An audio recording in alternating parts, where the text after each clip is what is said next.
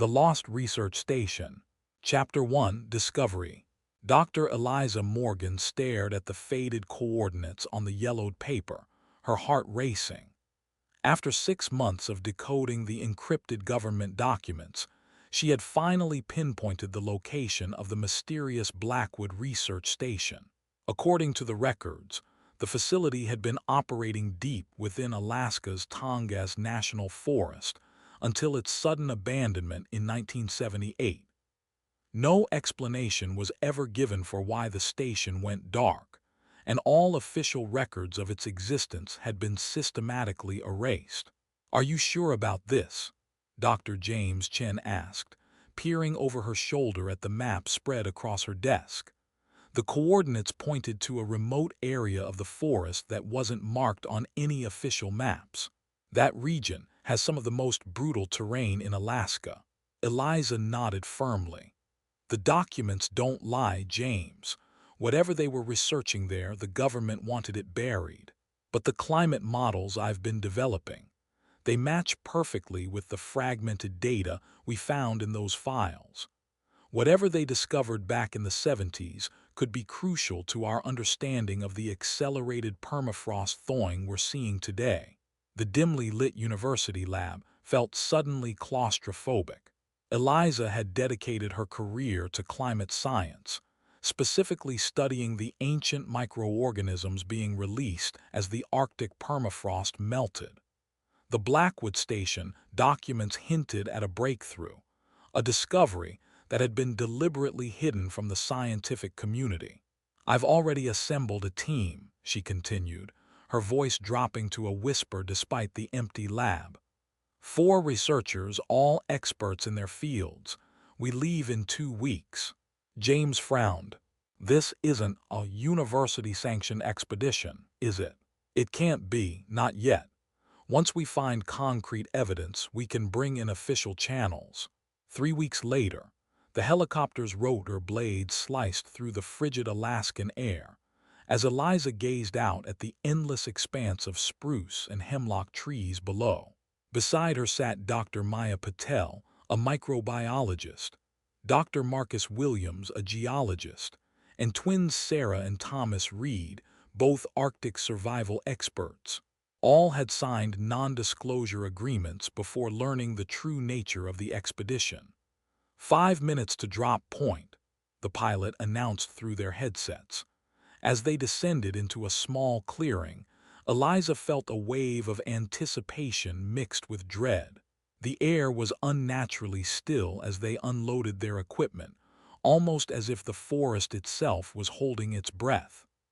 "According to the GPS, we're about 6 miles from the station coordinates," Sarah said, adjusting her heavy backpack. "We should reach it before nightfall if we maintain a steady pace." The forest seemed to close in around them as they hiked, the towering trees blocking most of the afternoon sunlight. The unusual silence, no birds, no insects, made conversation feel like an intrusion. They walked in single file, following a barely discernible game trail that seemed to lead in the right direction. "Is it just me, or does something feel off about this place?" Marcus whispered after they had been walking for nearly 3 hours. His breath formed small clouds in the cold air. Thomas nodded. "The wildlife patterns are strange. We should have encountered, or at least heard numerous species by now." "Maybe the geology is affecting the ecosystem," Maya suggested, though her tone betrayed her uncertainty. Eliza checked her GPS. "We're close. Less than half a mile now." The forest grew denser, and the temperature seemed to drop several degrees. Then, without warning, they emerged into a perfectly circular clearing. In its center stood a concrete structure partially reclaimed by nature, vines and moss crawling up its weathered walls. A heavy metal door marked with a faded government seal was set into the side facing them. "Blackwood Station," Eliza breathed, a chill running down her spine that had nothing to do with the cold. As they approached, Thomas pointed to the ground surrounding the facility. "Look at the soil pattern. Nothing grows in a perfect circle around the building." Eliza knelt to examine the barren earth. It wasn't just devoid of plants. It seemed almost glassy, as if it had been subjected to intense heat. Maya pulled out a soil testing kit from her pack and collected a sample. "I'll run some preliminary tests before we go inside." While Maya worked, the others explored the exterior of the facility. The concrete walls were nearly 2 feet thick, with small, reinforced windows set high up. Most were intact, though a few had cracked, allowing vines to slither inside. "This isn't just a research station," Marcus observed. "It's built like a bunker." Maya's results came back negative for radiation, Sarah reported, rejoining the group. "But there are some unusual chemical compounds she can't identify with the field kit." Eliza approached the heavy door. The government seal, now recognizable as belonging to a classified division of DARPA, was intact, but the electronic security system was long dead. "We need to get inside before it gets dark. Thomas, can you work on this lock?" Thomas examined the door mechanism. "Old school, give me 15 minutes." As Thomas worked, Eliza couldn't shake the feeling they were being watched. She scanned the tree line but saw nothing unusual. Just as the sun began to dip below the horizon, there was a heavy metallic click. "Got it," Thomas announced, pushing the door open with a long, eerie creak. A rush of stale, cold air greeted them, carrying a faint, unfamiliar odor. Eliza flicked on her high-powered flashlight, revealing a long corridor lined with doors. Everything was coated with a thin layer of dust, undisturbed for decades. "Home sweet home," Marcus muttered, his voice echoing in the empty hallway. "It looks like they left in a hurry," Maya observed, pointing to clipboards and coffee mugs still sitting on a desk near the entrance. Eliza stepped forward, her light illuminating a large sign on the wall. "Project Lazarus. Authorized personnel only." "Lazarus," she whispered, "the man who rose from the dead." As they moved deeper into the facility, none of them noticed the thin layer of frost slowly forming around the open door behind them, spreading inward like reaching fingers in the fading light of day. Chapter 2: Uncovering. The team moved through the abandoned research station with cautious steps, their flashlight beams cutting through decades of darkness. The main corridor branched into several hallways, each leading to different sections of the facility. "We should establish a base camp near the entrance," Sarah suggested, her voice unnaturally loud in the stillness. "Then we can explore systematically." Eliza nodded. "Good idea. Let's find the main research area first, though. I want to see what they were working on." They chose a large room near the entrance that appeared to have been a break area. Dust-covered tables and chairs were arranged around a kitchenette with ancient coffee machines and microwave ovens. Sarah and Thomas began setting up portable heaters and sleeping bags, while Maya organized their research equipment.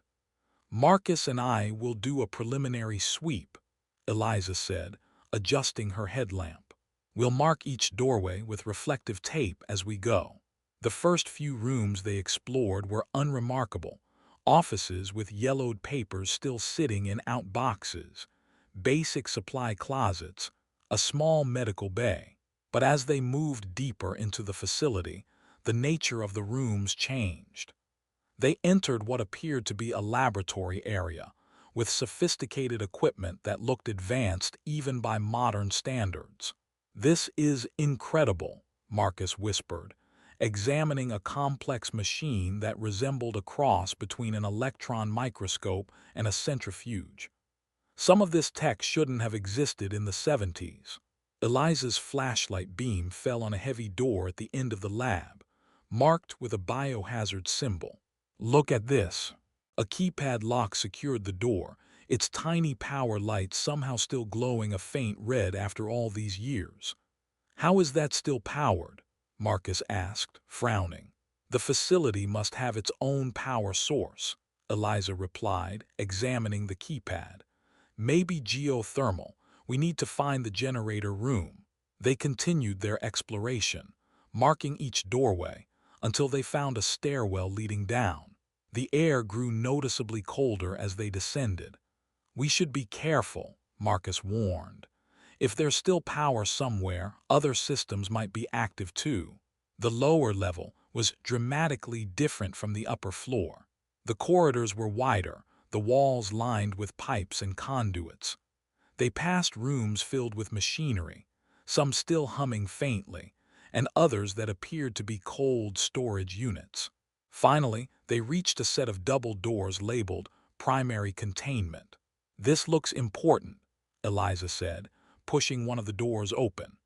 They entered a vast circular room dominated by a massive cylindrical structure in its center, reaching from floor to ceiling. The cylinder was surrounded by workstations and monitoring equipment. Most striking was the thick layer of frost covering everything: walls, equipment, floor, as if the room had been flash frozen. "What the hell?" Marcus breathed, his words visible in the frigid air. "It's like a freezer in here." Eliza approached one of the workstations, wiping away frost from a computer screen. To her surprise, it flickered to life, displaying a login prompt. "The system's still active," she whispered, awestruck. "After all this time." Marcus had moved to examine the central cylinder. "Eliza, you need to see this." The cylinder appeared to be made of a glass-like material, though unlike any glass Eliza had ever seen. Through its frosted surface, she could make out something dark suspended in the center, something organic. "Is that," she began. "A sample of some kind," Marcus confirmed. "And whatever containment system they built, it's still running." They spent the next hour documenting the room, taking photographs and notes. The computer systems were locked, but Eliza was confident Maya could find a way in. As they prepared to return to the others, Eliza noticed a journal lying on one of the workstations. She carefully picked it up, brushing away ice crystals. "Dr. Alan Crawford, Research Director," she read from the cover. "This might give us some answers." When they returned to the base camp, they found the others had set up lighting systems, creating a warm island in the otherwise dark facility. "You won't believe what we found," Eliza announced, excitement overriding her exhaustion. They gathered around as she and Marcus described the containment room and showed them the journal. Maya immediately began examining the soil samples she had collected outside, while Thomas worked on rigging up a more extensive lighting system to explore the facility further. Eliza opened the journal carefully, its frozen pages crackling. The first entry was dated June 12, 1975. "Project Lazarus officially initiated today. The permafrost sample recovered from Site B contains microbiological material unlike anything we've ever encountered. Initial tests suggest it predates known life on Earth by several million years. Dr. Harding believes it may be extraterrestrial in origin, though I remain skeptical." She continued reading aloud as the entries progressed. August 3, 1975. "The microorganism responds to electrical stimulation. It appears dormant, not dead as we initially believed. We've constructed a containment unit to maintain the freezing temperatures it requires while we study it." October 17, 1975. "Breakthrough today. We managed to revive a portion of the sample. The cellular structure is unlike anything in our taxonomy. It demonstrates properties of both bacteria and fungi, yet is fundamentally different from either." November 28, 1975. "Concerning development. The revived sample appears to be consuming the dead tissue we placed in the chamber, but not in any way we understand. Rather than breaking it down chemically, it seems to be incorporating it." As Eliza read further, the entries became increasingly disturbing. February 4, 1976. "Peterson's exposure to the specimen was more serious than we thought. His blood work shows anomalies. We've placed him in quarantine." February 10, 1976, Peterson's condition has deteriorated rapidly. The infection, if that's what it is, has spread throughout his system. His cellular structure is being altered at the molecular level. We've increased containment protocols across the facility. February 15, 1976, Peterson died at 300 hours. Dr. Harding insists on performing the autopsy personally. The rest of the team is rattled. Washington has sent a specialist to evaluate our containment procedures. Eliza's voice faltered as she reached the entry for March 1, 1976. I don't know how to report this. Peterson's body was found missing from the morgue this morning. Security footage shows nothing. 3 hours later, he was found in his old lab attempting to access the specimen. He was alive, but clearly not himself. His body temperature was below 50 degrees F. He attacked Williams before security neutralized him. What have we awakened? The final entry, dated November 12, 1978, was written in a shaky, almost frantic hand. It's spreading through the ventilation system. Containment has failed. The last helicopter leaves in 20 minutes. God forgive us for what we've done here. A heavy silence fell over the group as Eliza closed the journal. This can't be real, Maya finally said. It sounds like science fiction. Fiction or not, something happened here, Thomas replied grimly. Something bad enough to make them abandon everything. Sarah stood up abruptly. We need to leave. Now. We can't, Eliza countered. Not yet.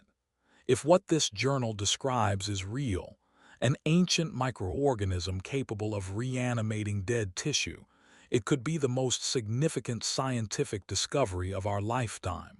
And if it's still contained after all these years, we need to understand it before someone else finds this place. Or before it finds us, Marcus muttered. Maya had been quiet, examining one of her soil samples under a portable microscope. Guys, she said slowly, there's something strange in these samples, the cellular structures. They're not normal. Eliza moved to look through the microscope. What she saw made her blood run cold. Cells in the soil were changing, reorganizing themselves in patterns that seemed almost deliberate. That's not possible, she whispered. A sudden metallic clang echoed through the facility, making them all jump. It had come from somewhere deep within the station. What was that? Thomas asked, reaching for the rifle he'd brought for protection against wildlife. Probably just the building settling, Marcus suggested, not sounding convinced. I'll check the security cameras, Maya said, turning to a laptop she had connected to the facility's systems. I managed to get into the basic security network while you were gone. The ancient CCTV system flickered to life on her screen, showing grainy black and white footage from various points in the facility. Most showed empty corridors and rooms, until Maya switched to a camera labeled Sublevel 2 Access. A figure moved across the frame, humanoid but walking with an unnatural, stiff gait. That's not possible, Eliza repeated, her voice barely audible. We're supposed to be alone here. The figure paused directly beneath the camera and slowly turned its face upward, frost visibly coating its features. Though distorted by ice and the poor quality of the footage, its face was recognizable as human, or at least it had been once. Is that? Sarah began. It can't be, Marcus interrupted. If the final log entry was 1978, that would mean 47 years, Thomas finished, his voice hollow. Whoever that is has been here for 47 years. The frozen figure on the screen tilted its head, as if listening. Then it smiled, revealing blackened teeth behind frost-covered lips. It raised one hand toward the camera in what almost seemed like a greeting. Then the security feed went dead, plunging them back into the semi-darkness of their camp, the silence broken only by their panicked breathing and a faint, rhythmic sound from deeper in the facility, like footsteps slowly approaching. Chapter 3, Contagion. We need to secure this area, Thomas said, his military training taking over as he grabbed his rifle. Sarah, help me barricade the main entrance. Maya, keep monitoring those cameras if you can get them back online. Marcus, find anything we can use as weapons. Eliza remained frozen, staring at the now blank laptop screen. The image of that frost-covered face had burned itself into her mind. It can't be alive after all this time, she whispered. Define alive, Maya replied grimly, her fingers flying over the keyboard. Based on what we read in that journal, we're dealing with something that doesn't play by the normal rules of biology. The distant footsteps had stopped, leaving them in an unnerving silence broken only by their hurried movements as they prepared for. What an attack! A confrontation! Eliza couldn't even begin to categorize what they were facing. Marcus returned with an assortment of items, a fire axe from an emergency station, several heavy wrenches, and a blowtorch from a maintenance room. Best I could find, he said, distributing them. I got one camera back, Maya announced, pointing to her screen. The feed showed an empty corridor on the level below them. No sign of our visitor. Thomas and Sarah finished pushing a heavy metal cabinet against the main door to their section. That should hold for now, Sarah said, slightly out of breath. But we need a plan.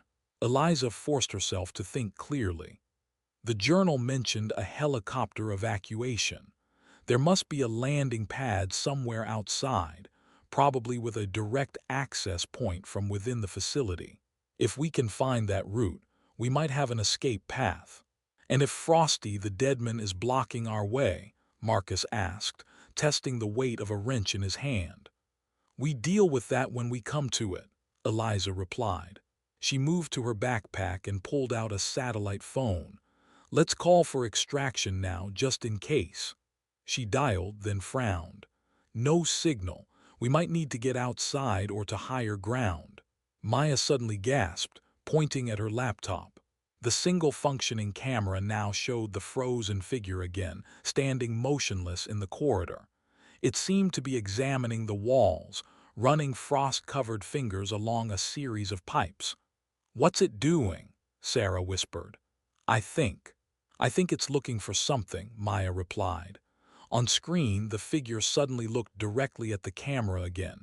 Its mouth moved, forming words they couldn't hear. Can we get audio? Thomas asked. Maya shook her head. Systems too degraded. The figure continued to stare into the camera, then deliberately raised its hand and pointed upward, directly toward their location. It knows we're here, Marcus breathed. The figure smiled that terrible black-toothed smile again, then moved out of the camera's view. We need to move, Eliza decided. Gather essential equipment only. We find the exit route, then get outside and call for extraction. They packed quickly. Emergency supplies, key research samples, and the journal. Thomas took point with his rifle, while Sarah brought up the rear with the fire axe. They moved into the corridor, flashlight beams cutting through the darkness. Which way? Thomas whispered. Eliza consulted the rough map they'd begun sketching. According to the facility layout, there should be a service corridor leading to an emergency exit on the east side. That's our best bet. They moved cautiously through the silent facility, every creak and groan of the old structure setting their nerves on edge. The temperature seemed to be dropping steadily. Their breath now formed visible clouds with every exhalation. It's getting colder, Sarah observed. Is that normal? Maya shook her head. The temperature has dropped at least 10 degrees since we arrived. Something's affecting the environmental systems. They reached a junction where their corridor intersected with another. Thomas raised his hand, signaling them to stop, then peered carefully around the corner. Clear, he whispered. As they turned the corner, Maya suddenly stumbled, nearly dropping her equipment. You okay? Marcus asked, steadying her. She nodded, looking slightly dazed. Just got lightheaded for a second, I'm fine. They continued on, passing through what appeared to be another laboratory area. The equipment here was different. Large cylindrical tanks lined the walls, connected by a network of tubes and wires to central workstations. What were they doing here? Sarah wondered aloud. Trying to control it, Eliza surmised, examining one of the tanks. These looked like experimental containment units. Marcus had moved ahead to check the next room. "Guys, I found something," he called softly. They joined him in what appeared to be an observation room.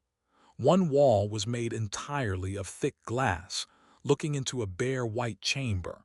The glass was cracked in several places, and frost covered much of its surface. "What were they observing?" Thomas asked. Eliza's flashlight beam caught something on the floor of the white chamber, dark stains that might have been blood, frozen handprints dragged along the walls. "I think this is where they put Peterson," she said quietly, "after he came back." A sudden crash from somewhere behind them made them all jump. "We need to keep moving," Thomas urged. They pressed on, the service corridor marked on their map just ahead. But as they approached it, Maya stumbled again, this time falling to her knees. "Maya!" Eliza knelt beside her. "What's wrong?"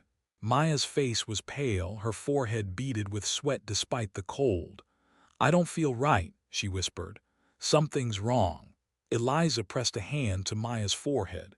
"You're burning up." "That's impossible," Maya murmured. "It's freezing in here." Thomas kept his rifle trained on the corridor behind them while Eliza examined Maya further. Her pulse was racing, her breathing labored. "When did this start?" Eliza asked urgently. "I felt strange after examining the soil samples," Maya admitted. "But it got worse after we saw him." Eliza remembered the journal entries about Peterson.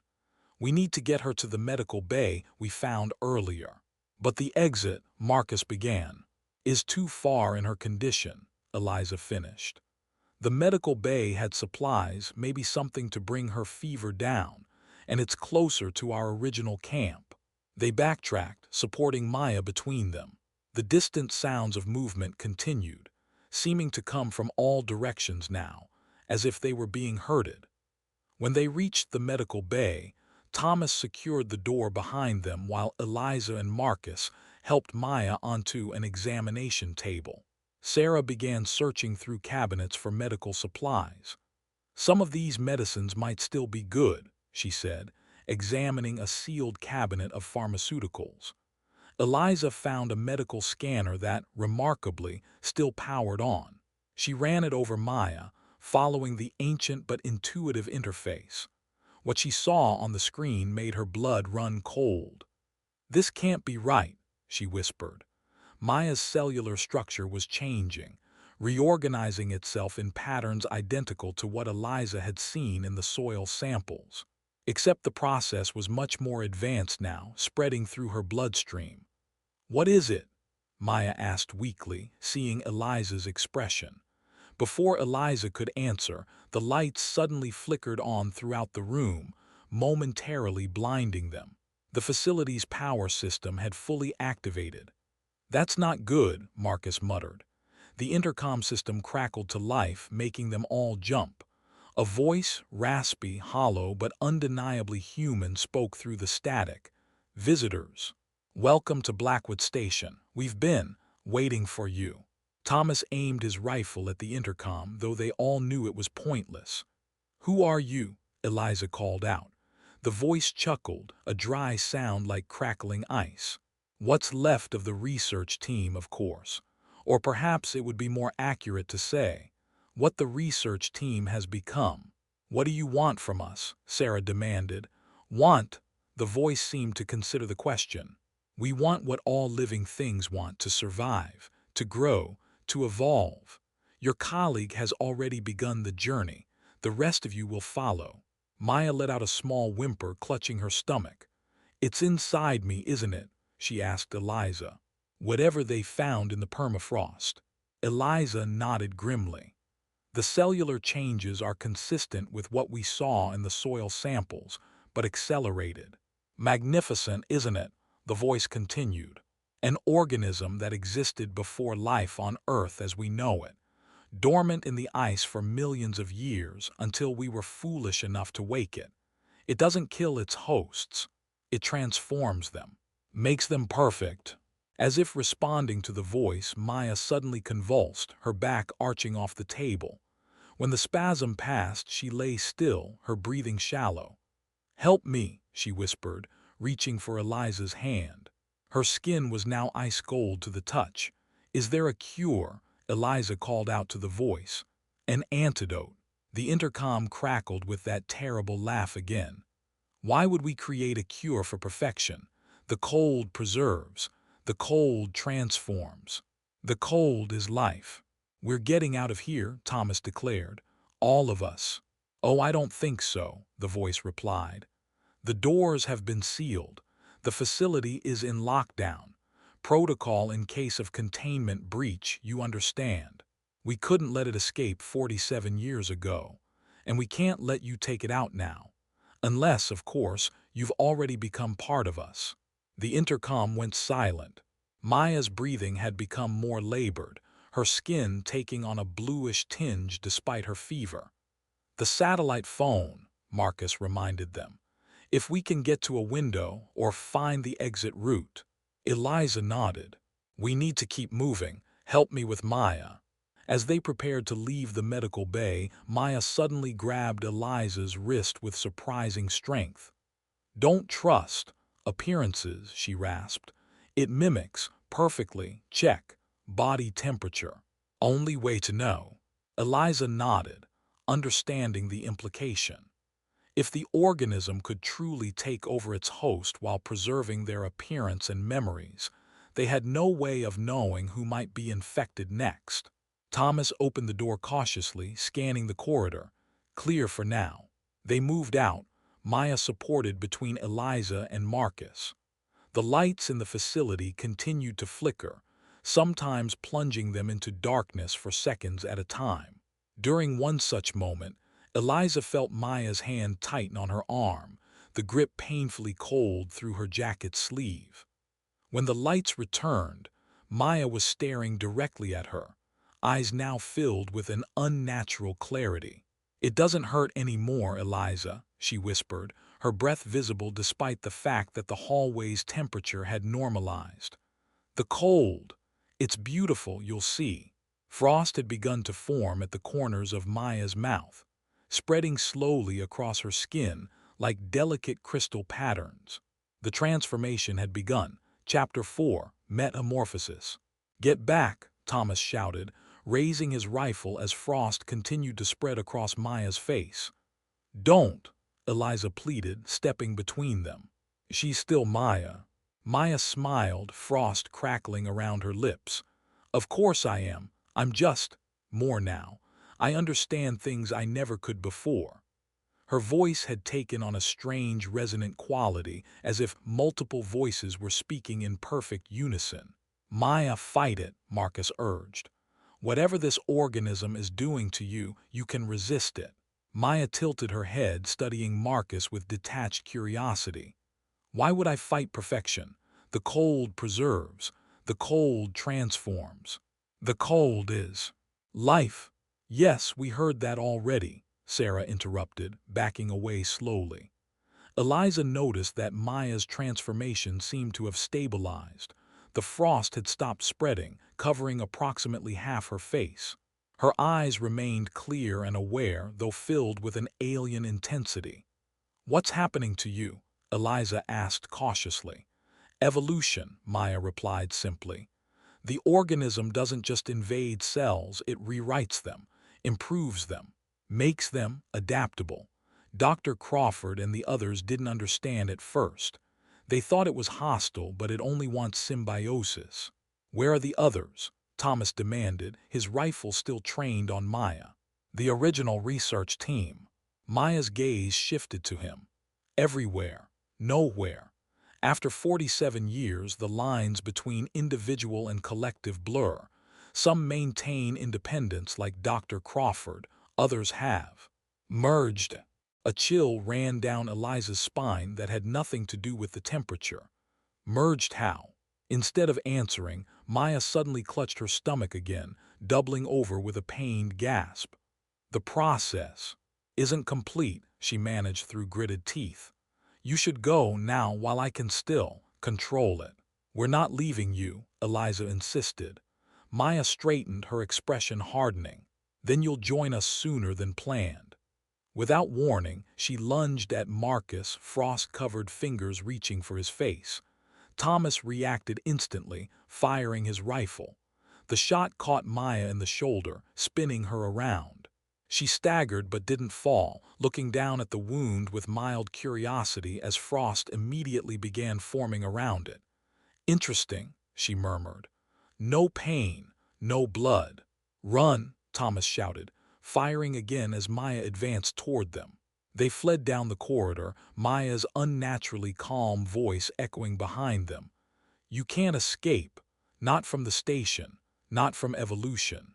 They ran blindly until they reached a heavy security door that had slid partially shut, leaving just enough space for them to squeeze through one at a time. Through here, Sarah urged, slipping through the gap. Marcus followed, then Eliza. Thomas came last, barely making it through before Maya appeared at the end of the corridor, walking with unhurried confidence. That won't hold her for long, Thomas panted, reloading his rifle. Nothing vital got damaged when I shot her. It's like she's already dead. Not dead, Eliza corrected. Transformed. I think the organism replaces biological functions with its own systems. That's why the cold doesn't affect her. She isn't generating heat like a normal human anymore. So what, she's like some kind of ice zombie now? Marcus asked incredulously. More like a hybrid, Eliza theorized. Human form but fundamentally altered cellular structure. Maya's knowledge and personality seem partially intact, but subverted to the organism's purpose. They had entered what appeared to be an administration section, with offices branching off a main corridor. The power was fully on here, fluorescent lights humming overhead. We need a plan, Sarah said, checking her map. The exit route should be through there. She pointed to the end of the corridor, but if the facility is in lockdown as they claimed. A distant banging sound, metal on metal, interrupted her. It wasn't coming from the direction they'd fled, but from somewhere ahead of them. That doesn't sound like Maya, Marcus whispered. Because it isn't, Thomas replied grimly. Remember what the voice said about the collective. I think we're about to meet more of the research team. They moved cautiously forward, checking each room as they passed. Most were standard offices, untouched since the evacuation except for a layer of frost that seemed to coat everything. Look at this, Eliza said, entering one office larger than the others. A nameplate on the desk read Dr. Alan Crawford, Research Director. The walls were covered with photographs and notes, a timeline of the Lazarus Project. Eliza examined them quickly, her scientific mind processing the information. They found the organism in a deep ice core sample, she explained to the others. It was dormant, but they managed to revive it using electrical stimulation and a nutrient bath. The first tests were on tissue samples, then small mammals. The results were incredible. Cellular regeneration, extreme resistance to environmental stress, extended lifespan. So they played God and things went wrong, Thomas summarized. Tale as old as time. It wasn't that simple, Eliza argued, pointing to another set of notes. The organism showed signs of intelligence from the beginning. It could adapt its behavior based on its environment. When they introduced it to living tissue, it began to redesign it. Redesign how? Sarah asked. To better survive extreme cold, Eliza replied. The transformed cells could function at temperatures well below freezing. The researchers thought they'd discovered the key to human survival in extreme environments, space travel, deep-sea exploration, Arctic conditions. When did they realize it was controlling the hosts? Thomas asked. Eliza flipped through more papers. Peterson was the first. He was accidentally exposed during an experiment, then quarantined. They thought they were observing the effects, but it was studying them right back. When Peterson died, and then reanimated, they finally understood what they were dealing with. An intelligent parasite, Marcus said. Symbiote, Eliza corrected. It doesn't kill the host, it transforms them. The human brain remains at least partially intact, along with memories and some personality. But the biological imperative changes to serve the organism's goals. Which are what exactly? Sarah asked. Before Eliza could answer, the metallic banging grew louder. Thomas moved to the door, peering out into the corridor. "Something's coming," he whispered. They doused their lights and waited in tense silence. The banging had a pattern to it now, rhythmic, almost deliberate. Then came the sound of dragging footsteps, accompanied by a scraping noise. A figure appeared at the far end of the corridor, illuminated by the flickering fluorescent lights.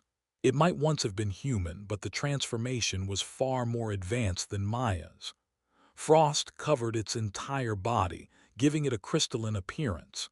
In one hand, it dragged a fire axe, which it periodically slammed against the wall, the source of the metallic banging. Most disturbing was its face, or rather, the lack of one. Where facial features should have been, there was only a smooth mask of ice with a single crack running down the center, from which emanated a soft blue glow. "What the hell is that?" Marcus breathed. "One of the merged ones, I'm guessing," Eliza whispered. The creature paused, the crack in its face widening slightly. A hissing sound emerged, like escaping gas or steam.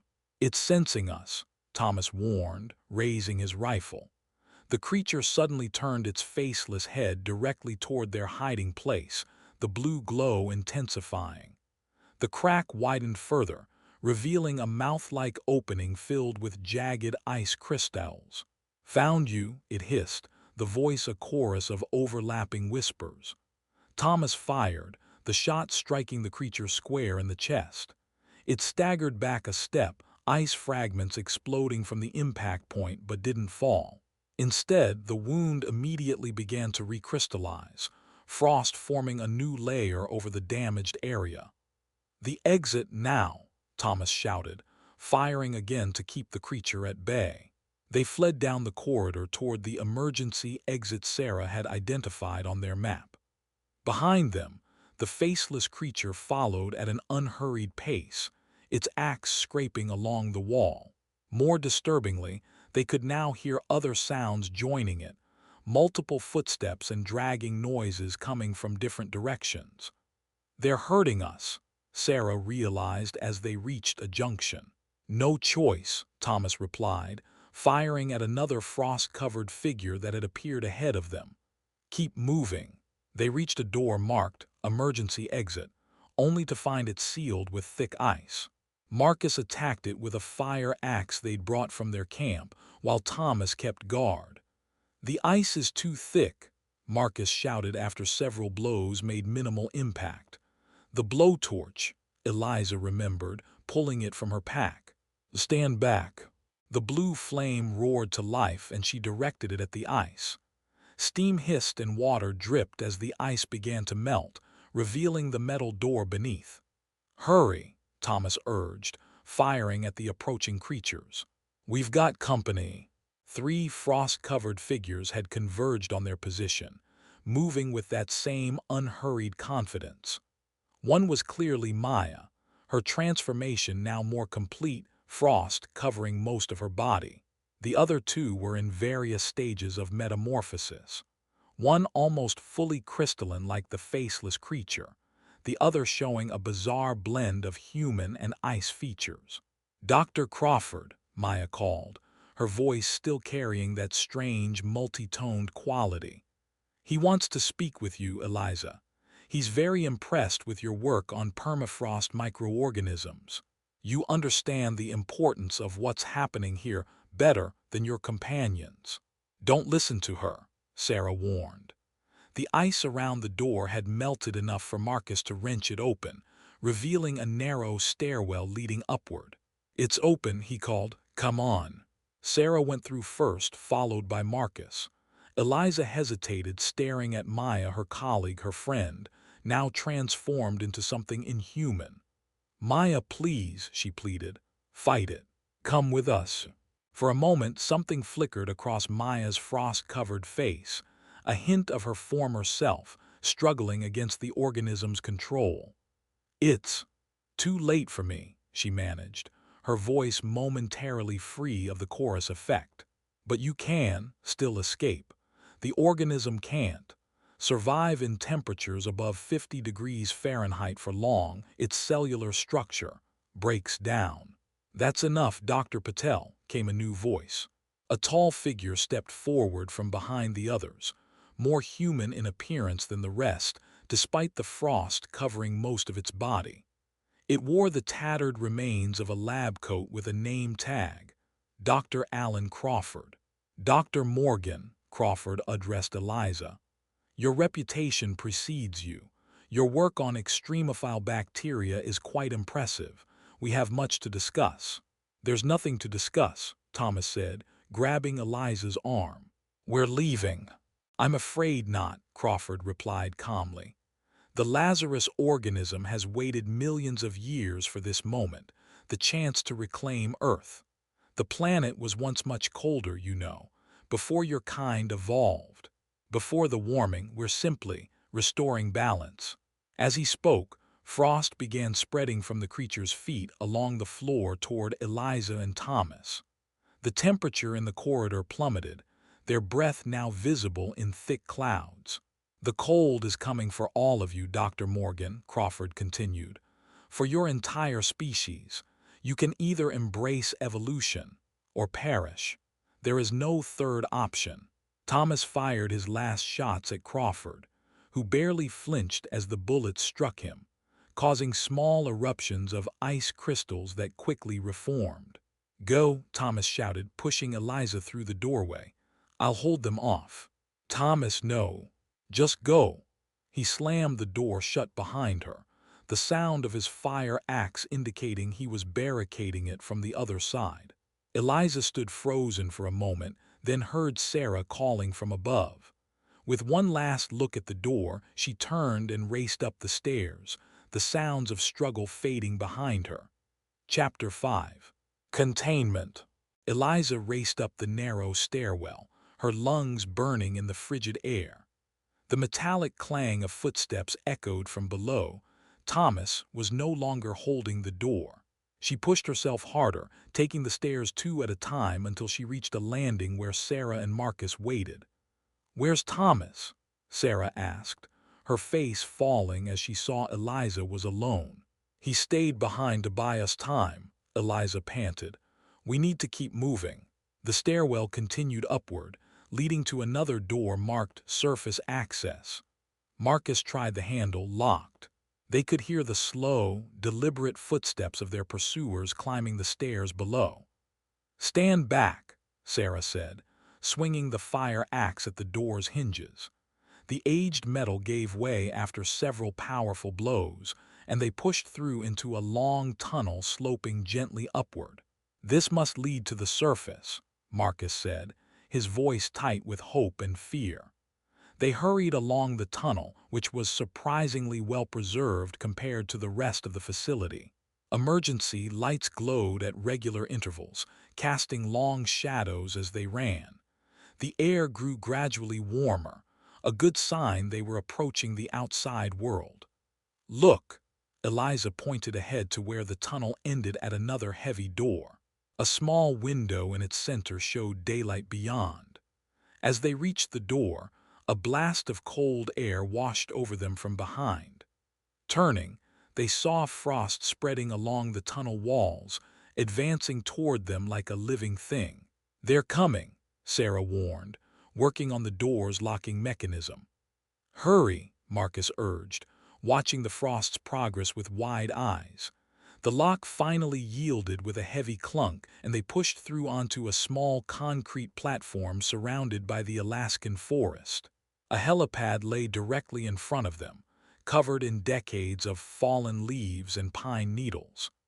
The afternoon sun filtered through the trees, a welcome warmth after the unnatural cold of the facility. Eliza immediately pulled out the satellite phone and dialed. Come on," she muttered as the connection established. "This is Dr. Eliza Morgan. Emergency extraction required at Blackwood Station coordinates. 3 survivors. Extreme biohazard situation." She listened for a moment. 4 hours, we don't have. She stopped, realizing she had no choice. "Understood, we'll signal when you approach." She ended the call and turned to the others. "Extraction team is 4 hours out. We can't stay here," Marcus said, eyeing the open door behind them where frost was already forming around the edges. "They'll be through any minute." "The forest," Sarah decided, pointing to the tree line about 50 yards from the platform. If Maya was right about the organism not tolerating heat, they might be reluctant to leave the facility. They sprinted across the helipad toward the trees. Behind them, the door to the tunnel burst open, and a frost-covered figure emerged, Thomas, his transformation now well underway. His eyes still held recognition, but the rest of his face was covered in a crystalline pattern of ice. "Eliza," he called, his voice carrying that same chorus effect they'd heard from Maya. "The others are coming. You need to understand what's happening here." They plunged into the forest, weaving between the towering spruce trees. The afternoon sun had warmed the air to a comfortable temperature, hopefully warm enough to slow their pursuers. They continued running until they reached a small clearing where a fallen tree provided a natural barrier. "I think we lost them," Marcus gasped, leaning against a tree trunk. Sarah climbed onto the fallen tree to survey their back trail. "No sign of pursuit yet, but they know where we are." Eliza sank to the ground, the full weight of what had happened crashing down on her. Maya and Thomas transformed into something inhuman. The research team, surviving for decades as frozen hybrids, and an ancient organism with apparent intelligence, seeking to reclaim a world that had once been its own. "We need to warn people," she said finally. "If any of that organism gets out, if it reaches a populated area." "It won't," Marcus interrupted firmly. "The extraction team will be here in 4 hours. We'll be gone, and we can alert the proper authorities to sterilize the entire area." Sarah suddenly tensed, raising a hand for silence. "Listen." In the distance they could hear voices, multiple voices speaking in perfect unison, creating an eerie chorus that carried through the forest. The words were indistinct, but the message was clear. They were being hunted. "They're spreading out," Sarah warned, "trying to flank us." "We need to keep moving," Marcus said, helping Eliza to her feet.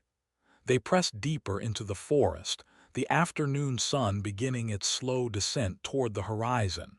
The temperature would drop after sunset, a concerning development if the organism thrived in cold conditions. After nearly an hour of tense hiking, they reached the edge of a small lake, its surface glittering in the late afternoon light. "Water," Sarah noted thoughtfully. "If the organism is essentially ice-based, water might slow it down." Marcus nodded. "Good thinking. Let's follow the shoreline, use the lake as a barrier on one side." As they moved along the lake's edge, Eliza's scientific mind continued processing everything she'd seen and learned. "The organism must have evolved during Earth's early history," she theorized aloud, "when the planet was much colder. It would have dominated the primitive ecosystem, but as the Earth warmed, it retreated to the polar regions and eventually became dormant in the permafrost. Until humans dug it up," Marcus added grimly.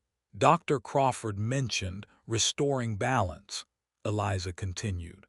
"I think the organism sees global warming as a threat to its potential resurgence. It's trying to adapt by using human hosts." "Using us as what, walking air conditioners?" Sarah asked skeptically. "More like terraforming engines," Eliza replied. "The transformed humans radiate cold, if there were enough of them. They could gradually lower the temperature of their surroundings, Marcus finished, understanding dawning on his face. Create a microclimate suitable for the organism to thrive and spread. Exactly, Eliza confirmed. And once it reached critical mass, a new ice age, Sarah whispered. The haunting chorus of voices had faded, but none of them believed they'd escaped. The sun was noticeably lower now, the forest shadows lengthening. They needed to reach a defensible position before nightfall. There, Marcus pointed to a rocky outcropping about 100 yards ahead. We can see them coming from there, and it'll be harder for them to surround us. They had just started toward the rocks when a figure stepped out from behind a tree directly in their path, Maya, her transformation now complete. Her entire body was covered in a layer of gleaming ice, and the air around her shimmered with cold. "Hello again," she said, her voice no longer containing any trace of its former warmth. "You've led us on quite a chase." More figures emerged from the trees around them. Thomas, Dr. Crawford, and several others in various stages of transformation. They had been surrounded. "There's nowhere left to run," Crawford stated calmly, approaching with that same unhurried confidence. Frost spread from his feet across the forest floor with each step. "It's time we had a proper conversation about the future." "Your future or ours?"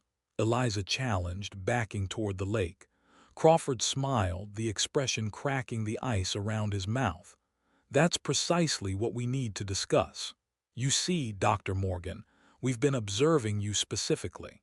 Your research on permafrost microorganisms shows remarkable insight. You understand the delicate balance of Earth's biosphere better than most." "What do you want from me?" Eliza demanded. "Your cooperation," Crawford replied simply. "Your species is heading toward an evolutionary dead end. You warm the planet, destroying countless ecosystems including the Arctic environments that preserved us. But it doesn't have to end in extinction. Transformation is another path. You want us to become like you," Marcus said, disgust evident in his voice. "We want synthesis," Crawford corrected. "A new form of life combining human intelligence with our resilience and adaptability. Together, we could create a world that accommodates both our needs." Eliza edged closer to the lake, noting that the transformed humans were keeping their distance from the water. "And if we refuse, then natural selection will take its course," Crawford answered coolly. "The Lazarus organism has survived for millions of years. It can wait a little longer. As your climate change accelerates, more ancient organisms will awaken from the melting permafrost. This is merely the first wave." Thomas stepped forward, his transformation less complete than the others. Some humanity still lingered in his eyes. "Eliza, please, it's not what you think, the cold. It brings clarity, understanding. We could save what's left of the natural world." "By freezing it," Sarah challenged. "By balancing it," Thomas replied. "Human technology with our biological adaptation, a sustainable future." Eliza looked at Thomas, her colleague, her friend, now arguing for humanity's transformation into hybrid ice beings. But behind his words she sensed the organism's influence. This wasn't cooperation, it was assimilation. "You're not offering balance," she said firmly. "You're offering surrender." Crawford sighed, frost swirling around him. "We had hoped for your willing participation, Dr. Morgan. Your insights would be valuable in the transition, but it seems we must demonstrate instead." He nodded to the others, who began closing in. Eliza backed into the lake, the cool water lapping at her boots. Sarah and Marcus followed her lead. The transformed humans stopped at the water's edge, clearly reluctant to pursue. "The water won't save you forever," Crawford called. "Night is coming. The temperature will drop, and we have patience accumulated over eons." Eliza waded deeper, pulling the satellite phone from her waterproof pocket. The extraction team was still hours away, and they couldn't stay in the lake indefinitely. especially as the temperature fell with the setting sun. As if reading her thoughts, Maya spoke. Your rescue won't arrive in time, Eliza. By midnight, the water temperature will drop below survivable levels for unaltered humans. You have a choice to make. Eliza's mind raced, searching for a solution. The organism couldn't tolerate heat. But how could they generate enough heat out here to drive it back? Her gaze fell on their backpacks, still on the shore where they'd dropped them when confronted. Inside one was the blowtorch they'd used to melt the ice at the facility exit. An idea began to form. "Marcus," she whispered, "I need a distraction. When I give the signal, splash as much water as you can toward them." Marcus nodded, understanding without further explanation. Eliza began slowly circling through the water, appearing to be simply keeping her distance while actually moving toward the shore where their backpacks lay. "You mentioned the facility's lockdown protocol," she called to Crawford, buying time. "Was that your doing? Sealing the station to prevent the organism's escape?" Crawford nodded. "A necessary precaution. In 1978, we weren't ready for emergence. The world's climate was still too warm for comfortable expansion. So we waited, maintaining the facility, studying our transformation. And now," Eliza prompted, continuing her slow movement through the water. "Now the Arctic is warming, permafrost is melting worldwide, and our time has come," Crawford explained. "Your expedition provided the perfect opportunity to begin the next phase. Your research on climate change made you ideal candidates for first contact." Eliza had positioned herself directly across from their backpacks. "Now," she shouted. Marcus and Sarah immediately began splashing water toward the transformed humans, who recoiled from the spray. In that moment of distraction, Eliza lunged from the lake, grabbing the nearest pack and rolling away from the grasping, frost-covered hands that reached for her. She extracted the blowtorch with fumbling fingers, igniting it just as Thomas lunged toward her. The bright blue flame caused him to stumble backward, the heat visibly affecting the icy covering of his skin. "Stay back," Eliza warned, sweeping the flame in a wide arc. The transformed humans retreated, their ice-covered bodies vulnerable to the intense heat. She backed toward the lake, keeping the flame between herself and the creatures. Marcus, Sarah, get to shore. They waded quickly to her position, forming a tight group with the blowtorch as their shield. The flame was small compared to the threat they faced, but it was keeping the transformed humans at bay, for now. "The fuel won't last long," Marcus warned quietly. "Long enough to reach those rocks?" Eliza asked, nodding toward the outcropping they'd spotted earlier. "Maybe," Sarah replied, "if we move fast." They began backing toward the rocks, Eliza keeping the blowtorch flame moving to prevent any of the creatures from flanking them. Crawford watched with what almost looked like amusement on his frost-covered face. "You're only delaying the inevitable, Dr. Morgan," he called. "That flame will die and we'll still be here." "Maybe," Eliza replied, "but so will we." They reached the rocky outcropping, climbing to a defensible position with clear sightlines in all directions. The sun was setting now, the forest darkening around them. In the fading light, the transformed humans seemed to glow with an inner blue luminescence, beautiful and terrifying. The creatures spread out, surrounding the rocks but keeping their distance from the blowtorch. The standoff had begun. Hours passed. The blowtorch's fuel gauge dropped steadily toward empty. The temperature fell with the sun, their breath increasingly visible in the cold night air. The extraction team was still at least an hour away, according to Eliza's last check of the satellite phone. "We're not going to make it, are we?" Marcus asked quietly as the blowtorch's flame began to sputter. Eliza didn't answer immediately. Her scientific mind was still working, processing everything they'd learned about the organism. If it couldn't tolerate heat, if its cellular structure broke down above 50 degrees Fahrenheit, the facility, she said suddenly. "It has a central containment unit, remember, with cooling systems to keep the primary organism sample dormant." "What about it?" Sarah asked. "Those systems could be reversed," Eliza explained, the plan forming as she spoke. "The same machinery that keeps something cold can be used to generate heat. If we could get back to the facility and access the environmental controls, we could raise the temperature enough to drive them out," Marcus finished, hope kindling in his eyes. "Or destroy them entirely," Eliza added. "But we'd need a way past them first." The blowtorch sputtered again, the flame momentarily dying before reigniting. They had minutes at most. As if summoned by their desperation, a sound cut through the night, the distant thump of helicopter rotors. The extraction team was ahead of schedule. "They're coming!" Sarah exclaimed, pulling out a signal flare from her pack. Eliza held up a hand. "Wait. If we signal them to land here, these things will try to board too. We can't risk the organism spreading." "So what do?" Marcus asked. Eliza made a decision.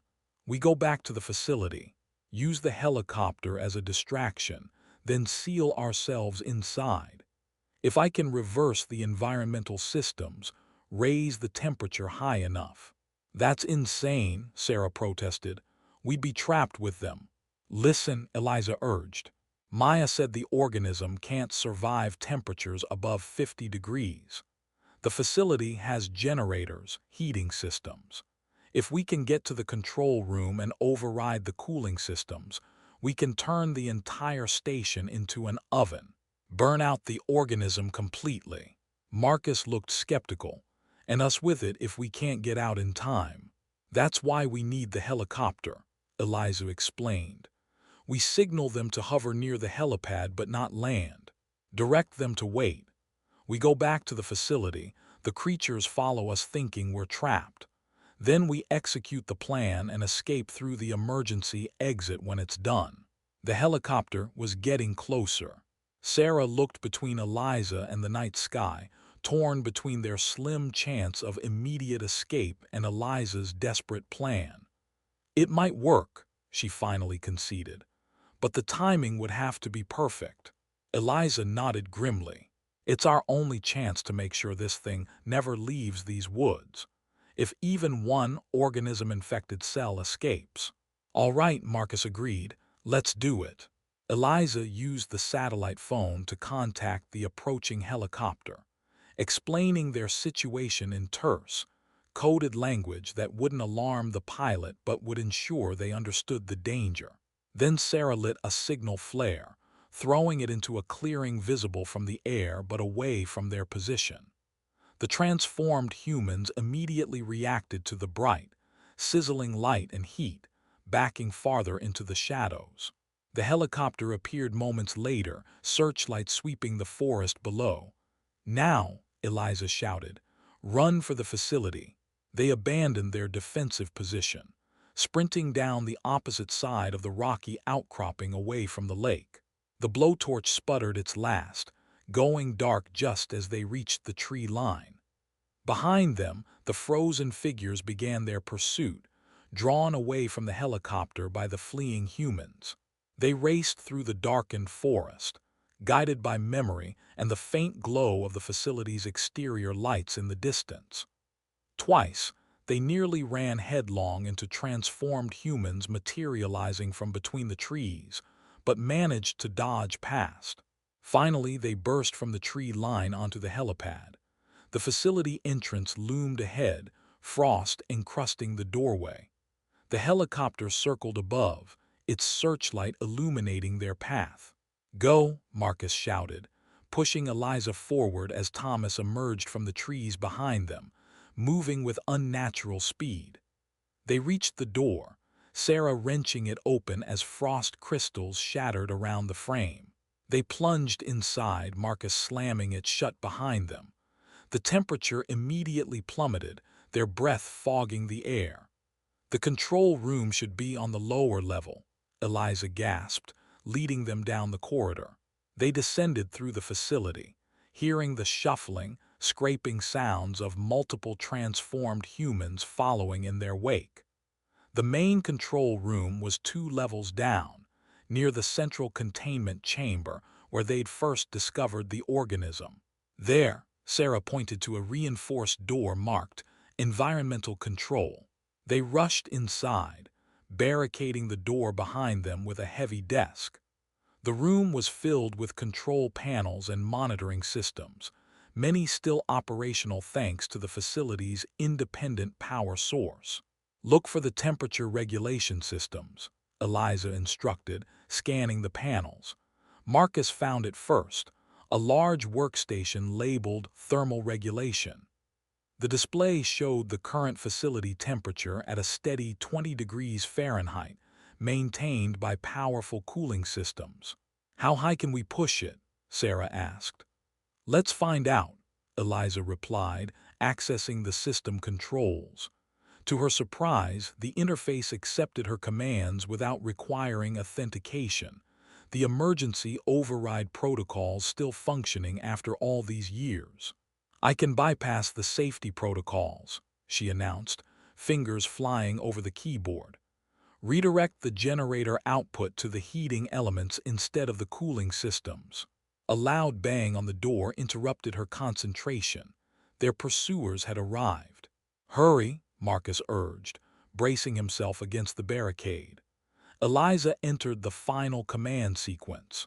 Warning alerts flashed across the screen as the system recognized the dangerous temperature increase she was programming. "Override accepted," she announced as the screen flashed green. "Temperature rising. We've got maybe 10 minutes before it gets hot enough to affect them, another 10 before it reaches lethal levels." As if on cue, the facility's ancient PA system crackled to life. Crawford's multi-toned voice echoed through the speakers. "A clever attempt, Dr. Morgan, but futile. The temperature may rise, but we'll simply retreat to the lower levels where the cooling systems are more robust. And you'll be trapped here with us." Eliza smiled grimly. "He doesn't know." "Know what?" Sarah asked. "That I didn't just override the temperature controls," Eliza explained. "I redirected all power to the heating elements, including the backup systems for the lower levels. There's nowhere in this facility that won't reach at least 100 degrees Fahrenheit within 20 minutes. Another bang at the door, louder this time. The metal frame began to bend. "Time to go," Marcus said, moving to a small maintenance hatch in the corner of the room, their escape route, leading to emergency access tunnels that would take them back to the surface. Sarah went first, squeezing through the narrow opening. Marcus followed. As Eliza prepared to join them, a final message came over the PA system, Maya's voice, suddenly sounding more human, free of the chorus effect. "Eliza," she called, her voice strained but clear. "You're doing the right thing. Don't doubt yourself. Some things should stay buried. Goodbye." Eliza paused for a moment, her eyes filling with tears. "Goodbye, Maya," she whispered. She climbed through the hatch just as the barricaded door gave way. The maintenance tunnel was already noticeably warmer as the heating systems worked at maximum capacity.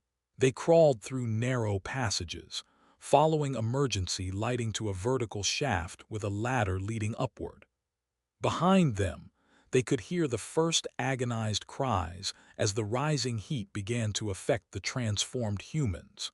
The sound was inhuman, a high, crystalline wailing that seemed to come from the facility itself.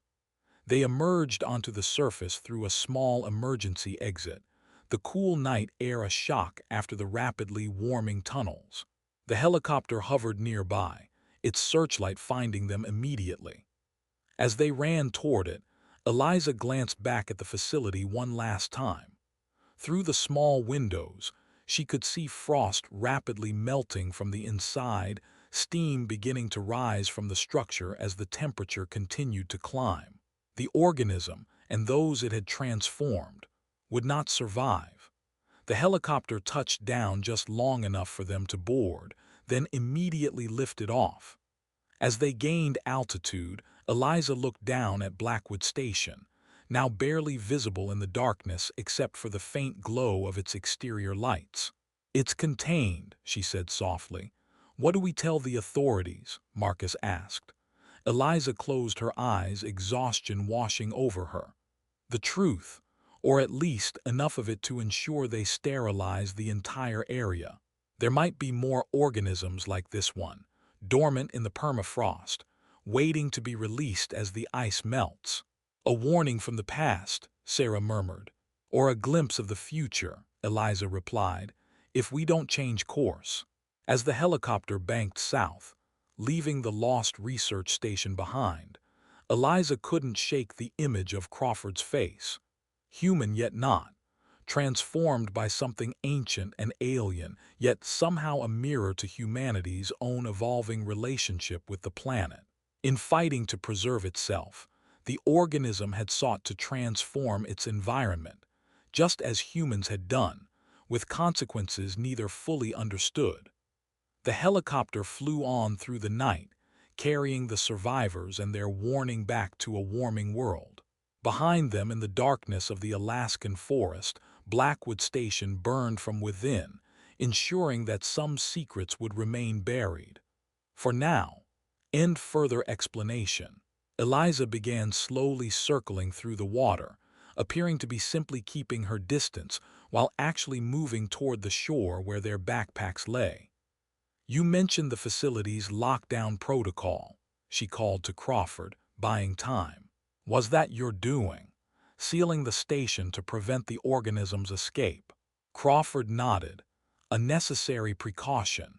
In 1978, we weren't ready for emergence. The world's climate was still too warm for comfortable expansion. So we waited, maintaining the facility, studying our transformation. And now," Eliza prompted, continuing her slow movement through the water, "now the Arctic is warming, permafrost is melting worldwide, and our time has come," Crawford explained. "Your expedition provided the perfect opportunity to begin the next phase. Your research on climate change made you ideal candidates for first contact." Eliza had positioned herself directly across from their backpacks. "Now," she shouted. Marcus and Sarah immediately began splashing water toward the transformed humans, who recoiled from the spray. In that moment of distraction, Eliza lunged from the lake, grabbing the nearest pack and rolling away from the grasping, frost-covered hands that reached for her. She extracted the blowtorch with fumbling fingers, igniting it just as Thomas lunged toward her. The bright blue flame caused him to stumble backward, the heat visibly affecting the icy covering of his skin. "Stay back," Eliza warned, sweeping the flame in a wide arc. The transformed humans retreated, their ice-covered bodies vulnerable to the intense heat. She backed toward the lake, keeping the flame between herself and the creatures. Marcus, Sarah, get to shore. They waded quickly to her position, forming a tight group with the blowtorch as their shield. The flame was small compared to the threat they faced, but it was keeping the transformed humans at bay, for now. "The fuel won't last long," Marcus warned quietly. "Long enough to reach those rocks?" Eliza asked, nodding toward the outcropping they'd spotted earlier. "Maybe," Sarah replied, "if we move fast." They began backing toward the rocks, Eliza keeping the blowtorch flame moving to prevent any of the creatures from flanking them. Crawford watched with what almost looked like amusement on his frost-covered face. "You're only delaying the inevitable, Dr. Morgan," he called. "That flame will die and we'll still be here." "Maybe," Eliza replied, "but so will we."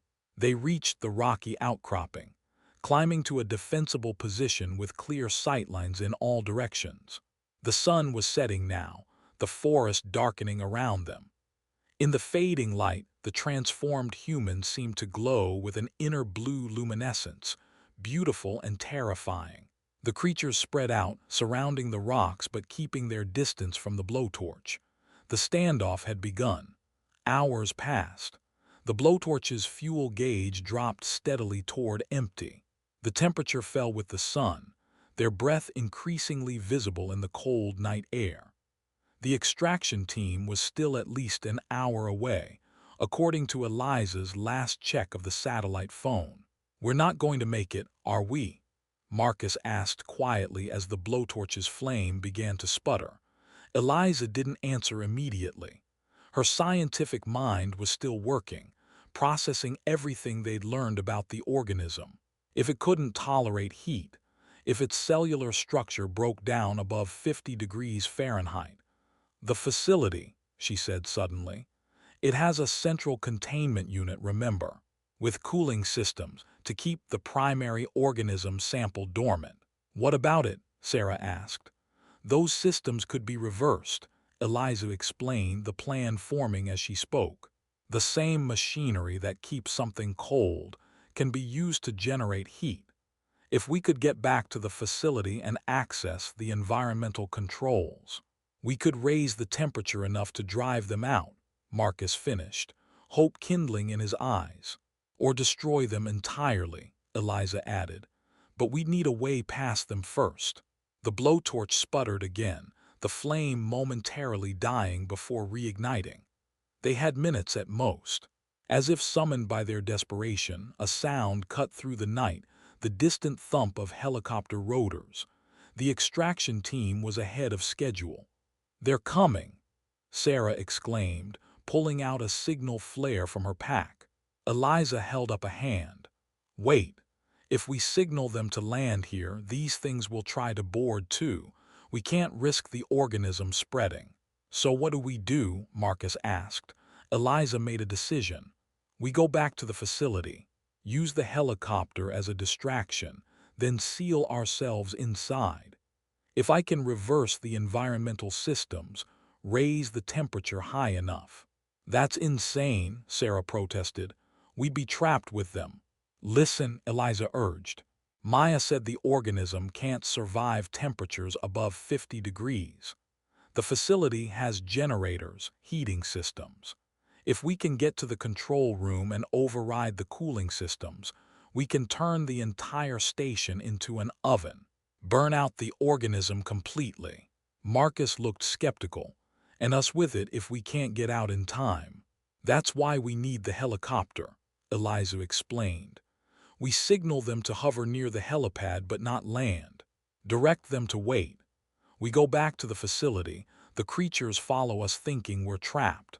Then we execute the plan and escape through the emergency exit when it's done." The helicopter was getting closer. Sarah looked between Eliza and the night sky, torn between their slim chance of immediate escape and Eliza's desperate plan. "It might work," she finally conceded, "but the timing would have to be perfect." Eliza nodded grimly. "It's our only chance to make sure this thing never leaves these woods. If even one organism-infected cell escapes." "All right," Marcus agreed. "Let's do it." Eliza used the satellite phone to contact the approaching helicopter, explaining their situation in terse, coded language that wouldn't alarm the pilot but would ensure they understood the danger. Then Sarah lit a signal flare, throwing it into a clearing visible from the air but away from their position. The transformed humans immediately reacted to the bright, sizzling light and heat, backing farther into the shadows. The helicopter appeared moments later, searchlight sweeping the forest below. "Now," Eliza shouted, "run for the facility." They abandoned their defensive position, sprinting down the opposite side of the rocky outcropping away from the lake. The blowtorch sputtered its last, going dark just as they reached the tree line. Behind them, the frozen figures began their pursuit, drawn away from the helicopter by the fleeing humans. They raced through the darkened forest, guided by memory and the faint glow of the facility's exterior lights in the distance. Twice, they nearly ran headlong into transformed humans materializing from between the trees, but managed to dodge past. Finally, they burst from the tree line onto the helipad. The facility entrance loomed ahead, frost encrusting the doorway. The helicopter circled above, its searchlight illuminating their path. "Go," Marcus shouted, pushing Eliza forward as Thomas emerged from the trees behind them, moving with unnatural speed. They reached the door, Sarah wrenching it open as frost crystals shattered around the frame. They plunged inside, Marcus slamming it shut behind them. The temperature immediately plummeted, their breath fogging the air. "The control room should be on the lower level," Eliza gasped, leading them down the corridor. They descended through the facility, hearing the shuffling, scraping sounds of multiple transformed humans following in their wake. The main control room was 2 levels down, near the central contain.